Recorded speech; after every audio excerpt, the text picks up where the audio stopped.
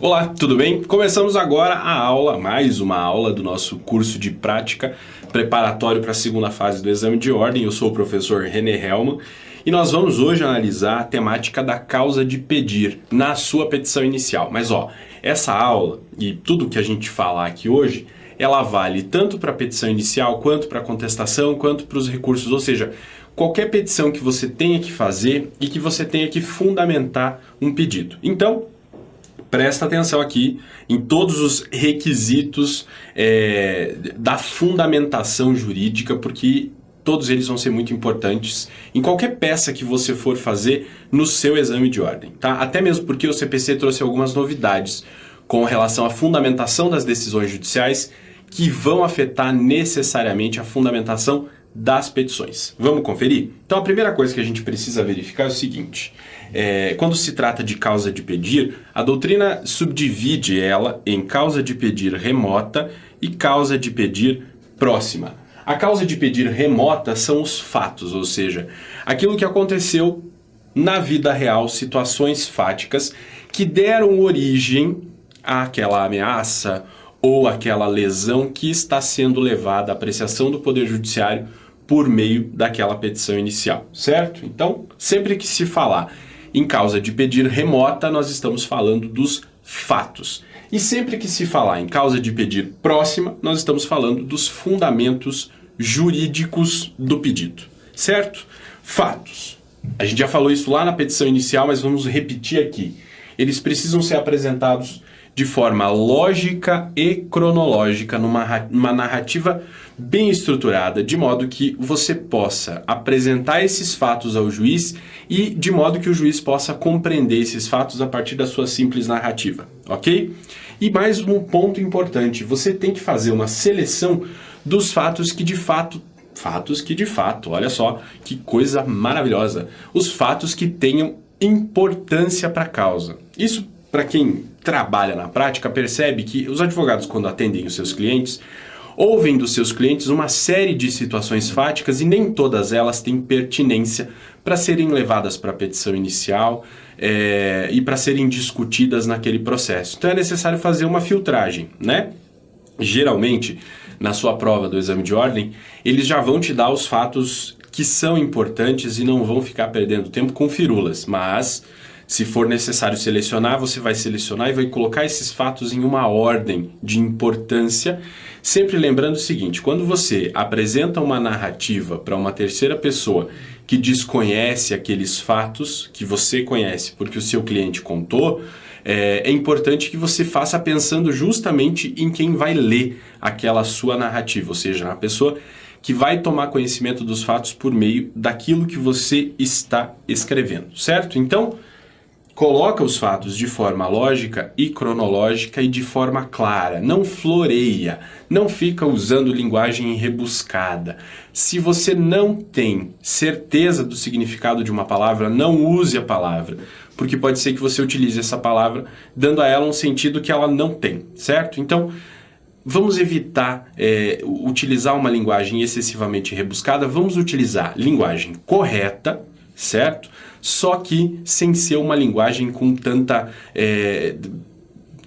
sem ser essa linguagem rebuscada que muitas vezes a gente vê em petições, em decisões por aí, e que acabam, na verdade, mais afastando a população do que aproximando a população do direito, certo? Então, simplicidade é uma das formas de ser elegante. Então, seja elegante ao apresentar a sua narrativa fática, apresentando essa narrativa de forma simples, certo? De forma lógica, e apresente os fatos em ordem cronológica. Agora para os fundamentos jurídicos, que formam aí a nossa causa de pedir remota, aliás, a nossa causa de pedir próxima, porque a remota são os fatos. E aí, você tem que pensar o seguinte: quando você recebe lá a incumbência de realizar uma petição inicial, seja na vida real mesmo, ou seja, numa prova no exame de ordem, você precisa bolar uma estratégia de apresentação desses fundamentos jurídicos. Então, assim como você apresenta os fatos de forma lógica, os fundamentos jurídicos também você precisa apresentar de forma lógica, Mas além dessa lógica, você tem que levar em consideração essa estratégia necessária de apresentar os argumentos mais importantes primeiro, ou os argumentos de base, para depois você ir formando o convencimento do juiz. Um exemplo que eu coloquei ali. Está discutindo, por exemplo, responsabilidade civil, danos decorrentes de uma conduta ilícita. Aí você vai colocar, primeiro, você vai apresentar os requisitos que configuram a responsabilidade civil, que são 3 basicamente: conduta, dano e nexo causal. Então você vai desenvolver, dentro da sua fundamentação jurídica, você pode desenvolver isso em 3 tópicos, para mostrar para o juiz que a conduta ilícita, que inclusive você já narrou lá no tópico dos fatos, que aquela conduta narrada é uma conduta ilícita, ou seja, uma conduta em desacordo com a legislação. Aí você repisa a conduta, você, mais uma vez, fala da conduta sem ser repetitivo, então você vai resgatar aquilo que você narrou de forma breve e vai mostrar para o juiz onde está a ilicitude daquela conduta, mostrando, fazendo a interpretação jurídico-legal daquela conduta. Depois, você vai apresentar o dano, quer dizer, olha, a consequência dessa conduta foi tal coisa. E, por fim, você vai apresentar o nexo causal, ou seja, você liga o dano à conduta. O nexo causal é isso, né? Há uma ligação, a conduta gerou aquele dano, certo? Esses 3 requisitos configuram a responsabilidade civil. Quando você finaliza esse tópico da sua fundamentação jurídica, você tem que deixar o juiz convencido de que é necessário responsabilizar o réu, certo? Então você já tem aí, nessa parte da sua fundamentação, você já tem que deixar o juiz convencido de que tem que ter um edito condenatório, tem que ter uma sentença condenatória. Aí você vai precisar apenas depois falar da quantificação do dano material que eventualmente tenha sofrido e a quantificação do dano moral. Você divide a sua fundamentação jurídica em 3, certo? Primeiro, os requisitos da responsabilidade civil. O segundo, a quantificação do dano material, e você vai mostrar para o juiz, fazendo o link dos fatos com as provas, quais foram as consequências materiais que o autor suportou, os prejuízos materiais que o autor suportou em razão daquela conduta ilícita. Então você já tratou ali em cima do dano, né? Do dano genérico, em caráter genérico. Agora você vai especificar materialmente qual foi aquele dano sofrido pelo autor na ação, em números, e demonstrando esses números a partir de provas documentais. E por fim, vai quantificar o dano moral, ou seja, você vai desenvolver uma argumentação que demonstre para o juiz que você tem, que você não, né? Que você é o advogado, mas que o autor tem direito de receber uma indenização por dano moral porque ele teve a sua honra, por exemplo, ferida em razão dos atos praticados pelo réu. Ok? Então, essa escala, é necessário que você faça um planejamento quando você for fazer a sua petição lá no exame de ordem. Antes você tem que parar para pensar quais são os argumentos que você tem e estabelecer uma ordem desses argumentos. Porque seria muito ilógico, por exemplo, se você falasse do dano moral primeiro, sem tratar dos requisitos que configuram a responsabilidade civil. Porque primeiro você precisa mostrar que o réu agiu de forma ilícita, para depois falar do dano e para depois especificar o alcance desse dano na vida do autor. Ok? E aí nós temos no artigo 489... Cadê a minha caneta aqui? Eu vou pegar, vocês me dão uma licencinha? Peguei. O artigo 489, parágrafo 1º do Código de Processo Civil estabeleceu, e você já deve conhecer isso, a chamada necessidade de fundamentação analítica das decisões judiciais. O que é essa fundamentação analítica das decisões judiciais? Quer dizer o seguinte, nós já não podemos tolerar que o Poder Judiciário dê uma decisão que não tenha uma fundamentação completa, que não enfrente todos os argumentos trazidos pelas partes, todas as provas que foram produzidas, enfim, a fundamentação não pode ser deficiente e não é uma fundamentação suficiente para convencimento do juiz, não, é uma fundamentação exauriente, ou seja, ela tem que esgotar toda aquela discussão havida durante aquele processo. E isso tem uma consequência para as partes. A gente sabe, porque a gente é ensinado, sempre que estuda petição inicial e contestação, que a petição inicial é um projeto de sentença, que a contestação é um outro projeto de sentença. Então o autor apresenta na sua petição inicial uma forma de solução daquele conflito. Já o réu apresenta uma outra forma de solução daquele conflito.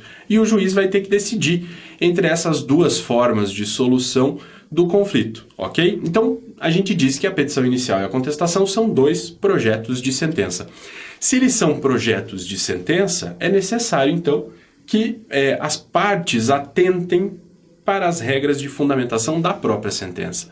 E isso, só vou dizer uma coisa, isso vai qualificar as suas petições. Se você fizer o seu exame de ordem, mesmo que seja uma petição inicial, uma contestação, um recurso, mas olhando para a forma como o artigo 489, parágrafo 1º, exige que o juiz fundamente as suas decisões, você vai ter uma petição muito bem fundamentada. E é isso que a gente vai ver a partir de agora. Como fundamentar muito bem as suas petições iniciais.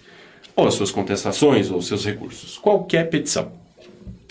O parágrafo 1º vai dizer que não se considera fundamentada qualquer decisão judicial, seja interlocutória, sentença ou acórdão, que... Inciso 1. Se limitar à indicação, à reprodução ou à paráfrase de ato normativo, sem explicar sua relação com a causa ou com a questão decidida. Percebam o seguinte, essa técnica redacional que o legislador utilizou nesse parágrafo 1º do artigo 489 é bem peculiar. Ele diz, olha, não se considera fundamentada.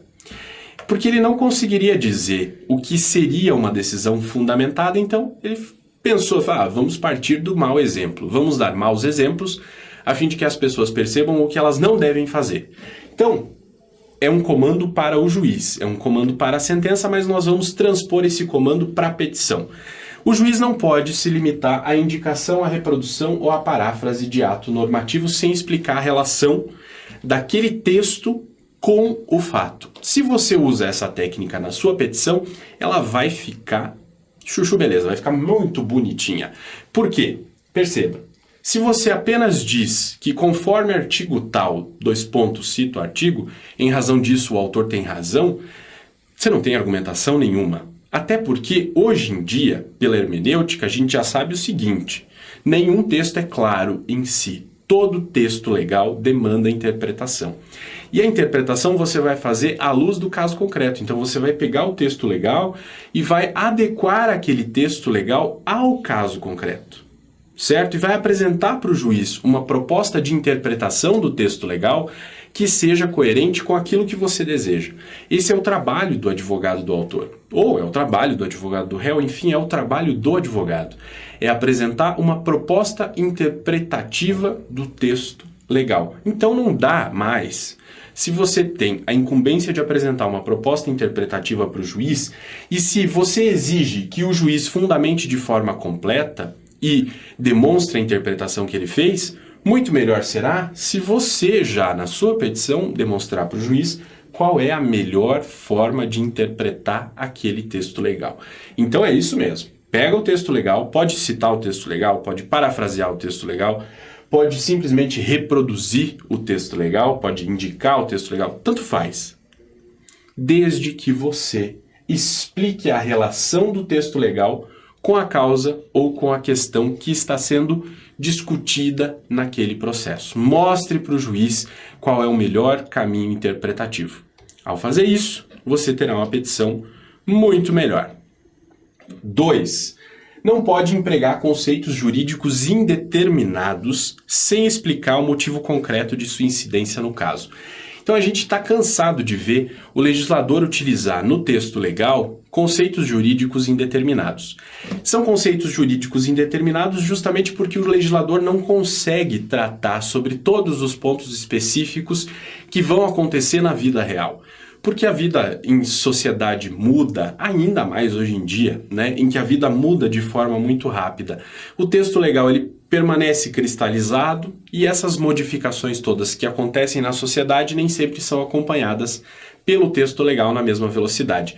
Por isso, então, que se utiliza como técnica legislativa os chamados conceitos jurídicos indeterminados. Agora, se no seu caso concreto você vai utilizar um conceito jurídico indeterminado, você precisa determinar no caso concreto a aplicação daquele conceito jurídico. Veja, esse é um comando para o juiz, mas é também um comando para os advogados no momento da formação, da construção dos seus argumentos. Vai mostrar para o juiz, desde já, qual é a melhor maneira de ele interpretar aquele conceito jurídico indeterminado e aplicar aquele conceito no caso concreto. A boa-fé, por exemplo, é um conceito genérico. Você precisa mostrar de que maneira esse conceito genérico se aplica ao caso concreto. Então você deixa aquela zona da indeterminação e passa à determinação do conceito, ou seja, como que o conceito deve ser aplicado no caso concreto. Ao fazer isso na sua petição inicial, você qualifica o seu argumento. Mas o juiz não pode invocar motivos que se prestariam a justificar qualquer outra decisão. Isso quer dizer o quê? Aquelas decisões vestidinho preto, que servem para qualquer coisa, já não podem mais existir. Assim também aquelas petições do copia e cola. Não dá, você tem que analisar, ou você tem que formular argumentos que sejam para o caso concreto. Então, se você deixa de usar aqueles argumentos genéricos que você copia de uma petição e joga na outra, como se... Isso a gente vê muito, por exemplo, em pedidos de indenização por dano moral, né? Copiar argumentos como se os casos fossem os mesmos. Os casos não são os mesmos. Sempre há circunstâncias fáticas diferentes que precisam ser consideradas. Nesse caso, se você abandona esse tipo de argumentação do copia e cola e faz uma argumentação específica para o caso concreto, resgatando os fatos, analisando o ordenamento jurídico e aplicando aquilo, mostrando para o juiz a melhor maneira de aplicação daquele regramento, você vai ter uma petição muito mais qualificada. Ainda, o inciso 4, ele diz respeito basicamente ao juiz, por isso que eu estou pulando ele. Agora, o inciso 5, ele pode ser transposto para a atividade dos advogados também.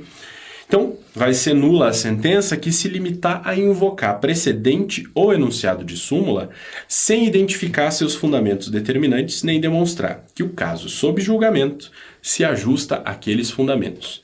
Aqui é para aqueles casos de decisões em que o juiz simplesmente copia e cola uma ementa de um julgado ou copia e cola um texto de enunciado de súmula e não faz o enfrentamento dos fundamentos que determinaram a tomada daquela decisão. O juiz não pode fazer isso. Agora, se você adotar isso aqui na sua prática, também, se você adota, em vez de ficar citando uma série de ementas de julgados, você pega um julgado, analisa ele a fundo e mostra que os fatos daquele julgado têm a ver com os fatos do seu caso concreto.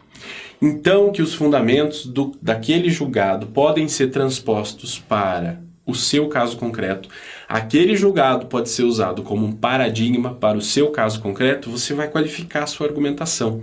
E não vai simplesmente ficar enchendo uma petição de ementas de julgados que a gente sabe que ninguém lê, nem você leu, e nem o juiz vai ler, e nem ninguém vai ler. Por quê? Porque se trata só de encher linguiça mesmo. Vamos ter que abandonar essa técnica redacional esquisitíssima que nós tornamos uma praxe no dia a dia forense e fazer análise de fundamento determinante. Aqui ele fala em invocar precedente ou enunciado de súmula.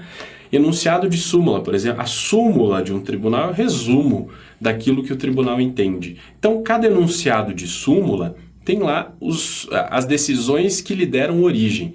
Então não basta mais você ler apenas o enunciado. O enunciado é como se fosse um índice. Você procura no índice, acha o enunciado, e a partir do enunciado você vai ver as decisões que deram origem àquele enunciado de súmula e vai analisar os fundamentos determinantes, ou seja, quais foram os principais fundamentos que levaram o tribunal a decidir daquele jeito. E vai pegar esses fundamentos e vai trazer para a sua petição. E vai mostrar como que aqueles fundamentos se aplicam a este caso concreto, como que aqueles fundamentos podem servir de paradigma para resolver o seu conflito.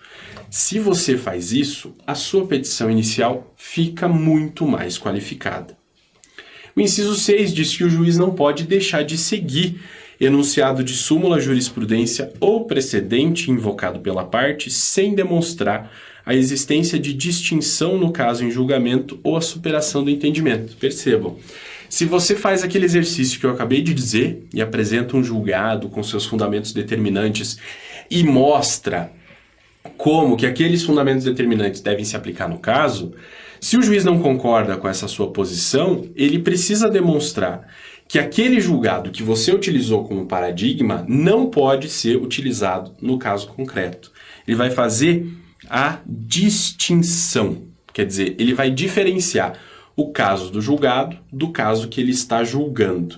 Veja, você coloca o juiz numa situação um pouco mais complicada quando você qualifica a sua argumentação. Ou você coloca o juiz numa situação muito mais confortável. Se ele concorda com o seu posicionamento, ele fica muito mais confortável na hora de decidir, porque você já lhe deu todos os argumentos necessários para ele proferir a decisão naquele sentido. Agora, se ele entende que não é o caso de aplicar aquele julgado, aquele precedente, né, como paradigma, ele vai ter que fazer a distinção ou ele vai ter que mostrar que aquele entendimento já foi superado. Ou seja, você vai exigir do juiz uma decisão muito mais qualificada, se você fizer isso na sua petição. Agora, você pode transpor também o comando do inciso 6 para a sua petição inicial. Se você vai contestar, por exemplo, vai rebater um determinado... E isso pode servir para o réu na contestação, mas pode servir para o autor também na hora de ele formular um recurso, né?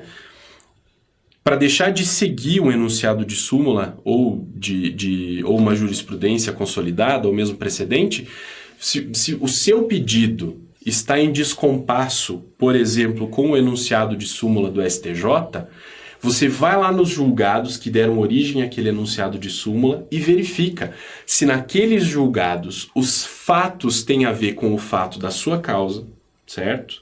Vai ver naqueles julgados se os fundamentos determinantes podem ser transpostos para a sua causa, porque se não tiver como, você vai fazer a mesma coisa que o juiz. Você vai fazer a distinção. Dizer, olha, os fatos são diferentes. O enunciado de súmula foi formado com base em julgados que levaram em consideração fatos diferentes dos fatos que nós estamos analisando agora.